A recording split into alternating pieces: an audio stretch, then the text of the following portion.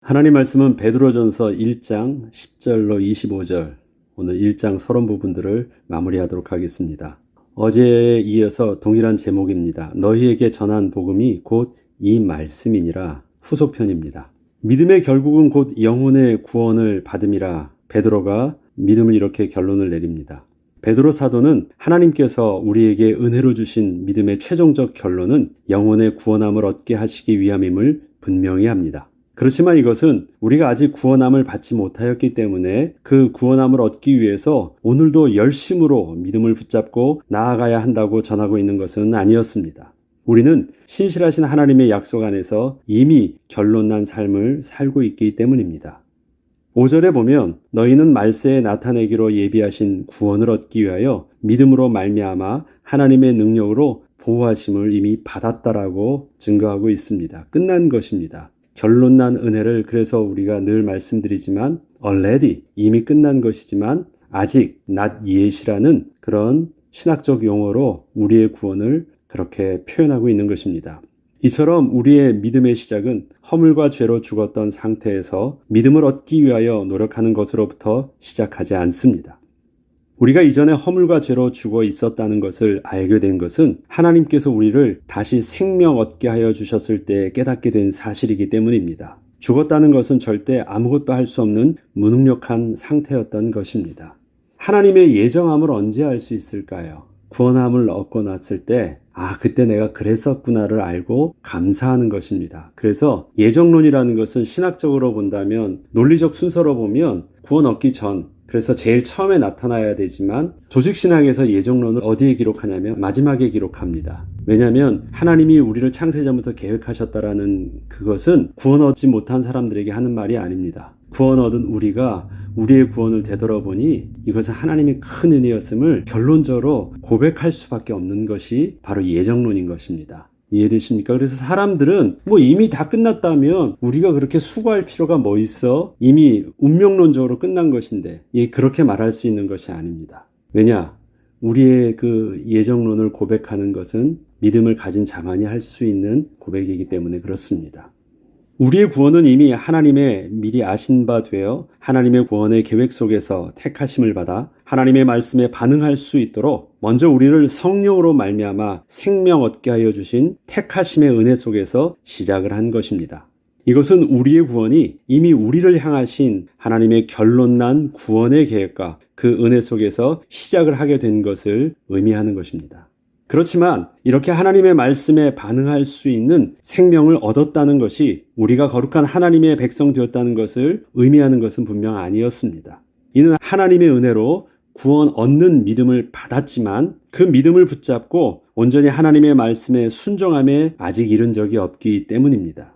우리가 다음 없는 하나님의 사랑을 입었지만 아직 거룩하신 하나님의 공의를 만족한 상태가 아니었던 것입니다. 내게 하나님의 말씀이 들려져요. 그 다음에 하나님에 대해서 인식이 되어져요. 그것은 우리가 분명히 생명을 얻었습니다. 이것은 하나님의 사랑이에요. 우리에게 택하심의 은혜 속에서 우리가 살게 된 것입니다. 그러나 우리에게 무엇이 필요하느냐? 그 믿음에 대한 올바른 반응이 필요한 것입니다. 그래서 신학자들은 이것을 이렇게 표현을 합니다. 믿음이라는 것을 하나님께서 주시는 은혜를 받을 수 있는 계시의 손이다라고 표현합니다.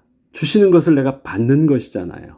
그래서 믿음이라는 건 손을 펼쳐서 받는 것까지가 필요한 것입니다. 우리의 구원은 거룩하신 하나님의 사랑과 공의를 만족해야 합니다. 이 때문에 하나님께서 우리를 사랑하사 우리를 택하여 주시고 은혜의 손길을 내밀어 주셨지만 만약에 우리가 그 하나님의 약속의 말씀을 붙잡고 믿음으로 온전히 순종할 수 없다면 우리는 하나님을 만날 수는 없을 것입니다. 우리는 우리를 죄와 사망에서 구원하여 주시기 위하여 십자가의 대속의 은혜를 베푸신 예수 그리스도를 우리의 구주로 온전히 믿고 영접을 할 때 우리는 그 회개와 믿음의 순종을 통하여 하나님께 의롭다 칭함을 얻게 되어 하나님의 거룩한 백성으로 인정함을 받게 되는 은혜를 온전히 입게 되었던 것입니다. 하나님의 사랑과 하나님의 공의를 다 만족할 수 있었던 것입니다. 이처럼 우리를 의롭다 칭하여 주시는 그 약속의 말씀은 바로 우리의 구원이 예수 그리스도로 말미암아 대속함을 입은 사실을 믿고 그 예수 그리스도를 우리의 구주로 영접하는 것이었습니다. 우리는 바로 이 약속의 말씀을 붙잡고 하나님께서 주신 믿음을 붙잡고 예수 그리스도를 구주로 영접함으로 의롭다 칭함을 얻어 하나님의 거룩한 백성이 된 것이었습니다. 그리고 이러한 복음의 내용이 어떻게 우리에게까지 전하여지게 되었는지 베드로는 이렇게 설명을 하고 있습니다. 10절로 12절 말씀입니다. 이 구원에 대하여는 너에게 임할 은혜를 예언하던 선지자들이 연구하고 부지런히 살펴서 자기 속에 계신 그리스도의 영이 그 받으실 고난과 후에 받으실 영광을 미리 증언하여. 자, 구약에서도 하나님의 영에 감동받은 사람들을 무엇이라고 표현하냐면 자기 속에 계신 그리스도의 영이다 라고 표현을 하고 있습니다. 그 당시에 역사하셨던 성령을 동일하게 그리스도의 영으로 표현합니다. 신약에서도 성령을 또다시 사도들은 어떻게 표현하고 있냐면 예수의 영이라고도 표현하고 있습니다. 동일한 표현인 것입니다. 그래서 그 그리스도 영이 그 받으실 고난과 후에 받으실 영광을 미리 증언하였다. 자, 예수님께서 이 땅에 오셔서 행하셨던 모든 일들은 구약에 이미 선지자들을 통하여서 예언했던 그대로 온전히 성취되었음을 예수님이 친히 증거하여 주셨고, 그 다음에 사도들도 예수 그리스도의 복음을 증거할 때 바로 구약에 예언되었던 바가 이렇게 성취되었다라고 계속해서 증거하고 있던 것이 예수 그리스도를 전하는 모습이었습니다.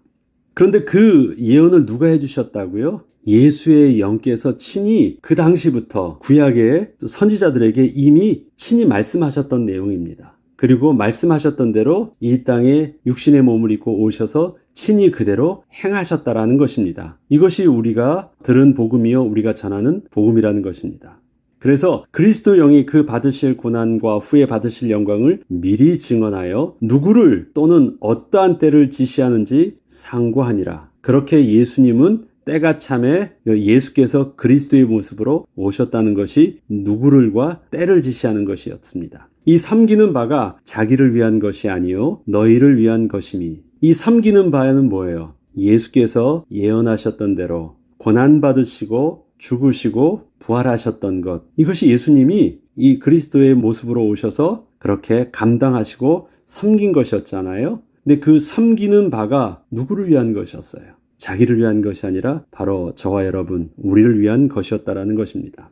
계시로 이것을 우리가 알게 되었다라는 것입니다. 이것은 하늘로부터 보내신 성령을 힘입어 복음을 전하는 자들로 이제 너희에게 알린 것이요 천사들도 살펴보기를 원하는 것이니라. 이처럼 우리에게 전해졌던 복음의 내용이 바로 이전에 구약의 하나님의 사람들이 자기들 속에 임하신 그리스도의 영으로 말미암아 깊이 묵상하고 예언으로 남겼던 하나님의 말씀들이었고, 또한 예수 그리스도께서 승천하신 후 하늘로부터 내려오신 성령으로 말미암아 복음 전하는 자들을 통하여 저와 여러분에게까지 이렇게 전하여진 말씀이었던 것입니다.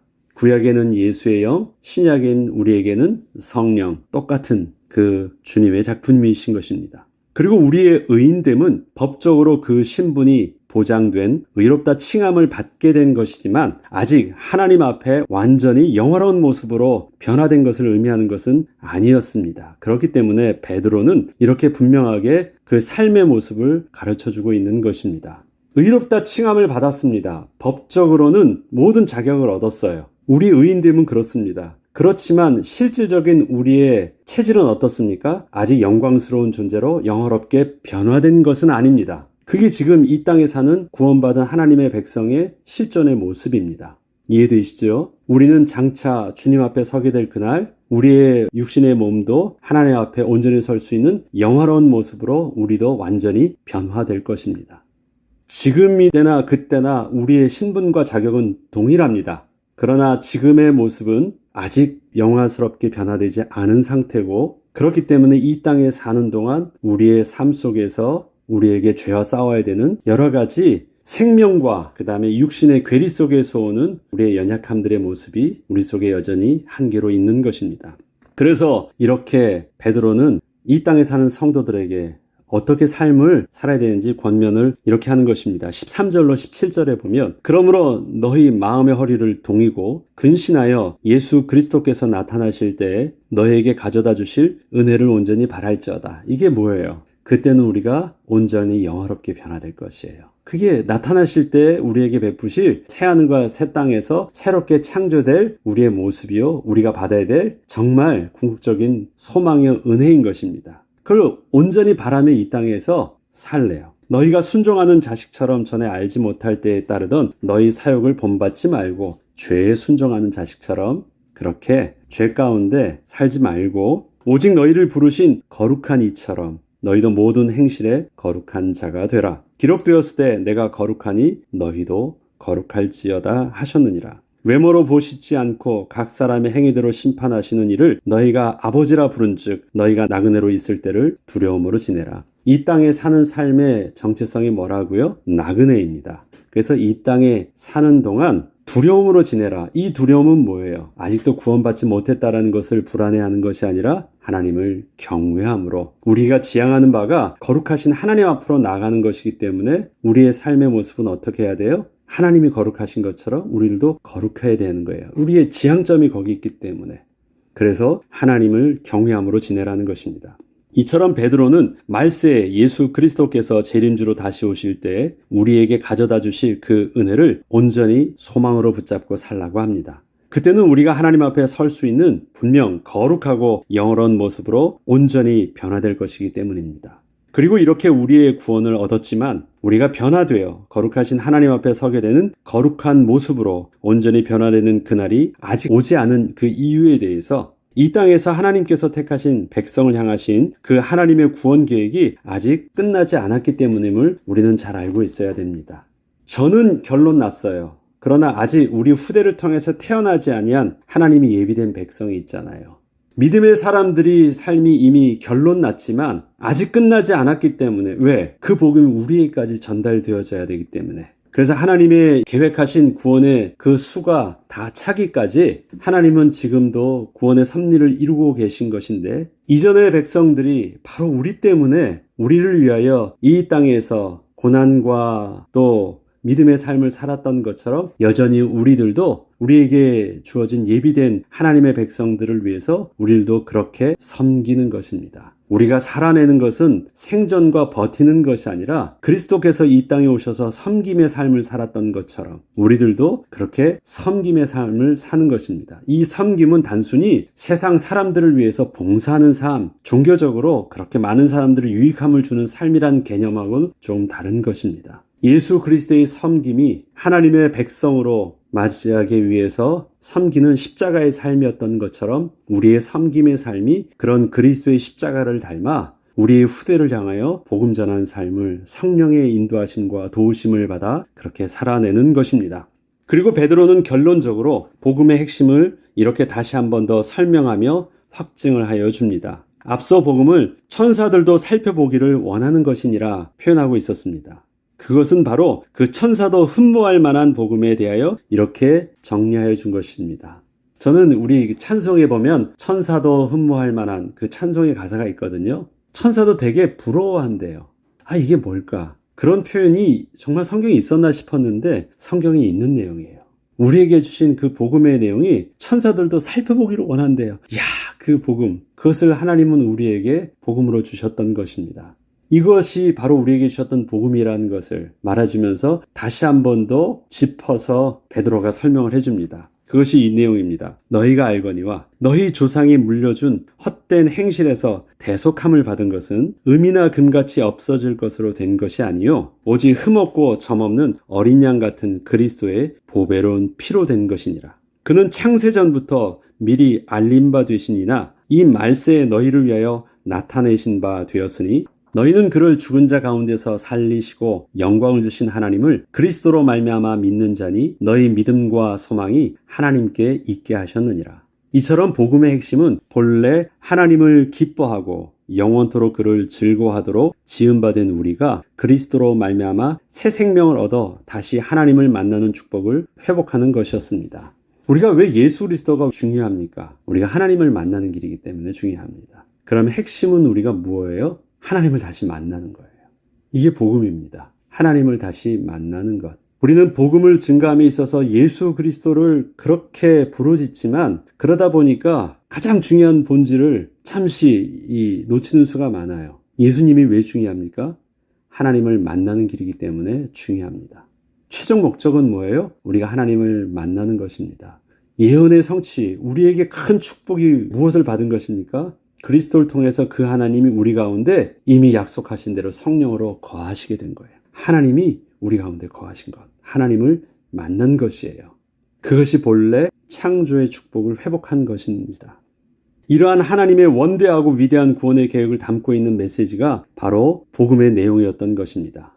그리고 그 하나님의 핵심에는 바로 예수 그리스도께서 계신 것이었습니다. 이로 인하여 베드로의 결론적으로 그의 서신서의 서두를 이렇게 마무리합니다. 1장을 이렇게 마무리하는 것입니다. 22절로 25절까지 보면 너희가 진리를 순종함으로 너희 영혼을 깨끗하게 하여 거짓이 없이 형제를 사랑하기에 이르렀으니 마음으로 뜨겁게 서로 사랑하라. 너희가 거듭난 것은 썩어질 씨로 된 것이 아니요 썩지 아니할 씨로 된 것이니 살아있고 항상 있는 하나님의 말씀으로 되었느니라. 그러므로 모든 육체는 풀과 같고 그 모든 영광은 풀의 꽃과 같으니 풀은 마르고 꽃은 떨어지되 오직 주의 말씀은 세세토록 있도다 하였으니 너희에게 전한 복음이 곧 이 말씀이니라.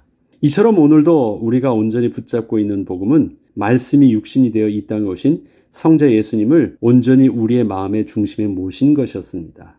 정보를 전달받은 것이 아니에요. 종교적인 내용을 정보로 전달받은 것이 아닙니다. 그 말씀이 육신이 되어 우리 가운데 오신 하나님을 모신 것이에요. 말씀으로 오신 하나님을 우리가 분명하게 만난 것이었고 지금도 살아계신 하나님께서 우리와 성령으로 함께 하심으로 복음을 붙잡은 우리가 산 소망으로 살게 하여 주신 것이었습니다. 우리는 어떠한 내용을 알고 있는 것이 아니에요. 우리는 천사도 흠모할 만한 복음의 진리를 또 우리의 삶 속에서 가르쳐 주시고 그 진리 되신 그 하나님께서 성령으로 우리와 함께 하시는 축복을 우리가 누리고 있는 것입니다. 오늘도 마음의 허리를 동이고 근신하여 예수 그리스도께서 주실 은혜를 온전히 바람으로 믿음의 선진들이 누렸던 믿음의 열매들을 오늘도 우리의 삶 속에서 동일하게 축복으로 누리기를 기도합니다. 기도하겠습니다. 하나님 아버지, 구원 얻는 방법이 아니라 구원의 주체 되신 하나님이 우리 가운데 오신 것이었습니다. 하나님의 창조의 능력으로 말미암아 우리가 생명을 얻게 하시고 그 주신 믿음으로 말미암아 우리의 입술로 예수를 시인하여 또 주로 영접하게 하셔서 거룩한 하나님의 백성으로 삼아주셔서 참 감사를 드립니다. 하나님을 우리가 만났고 그 하나님과 동행하게 된 그 축복을 이제는 우리의 삶을 통하여 이 땅에서 여전히 주님과 동행함으로 누리게 하여 주시고 우리를 통하여서 예수 그리스도께서 이 땅에서 섬김바 된 그 은혜를 동일하게 우리들도 주의 십자가를 붙들고 이 땅에서 섬김의 삶을 주님과 더불어 누리게 하여 주시고 감당하게 하여 주옵소서. 감사드리며 우리 주 예수 그리스도 이름으로 기도합니다. 아멘.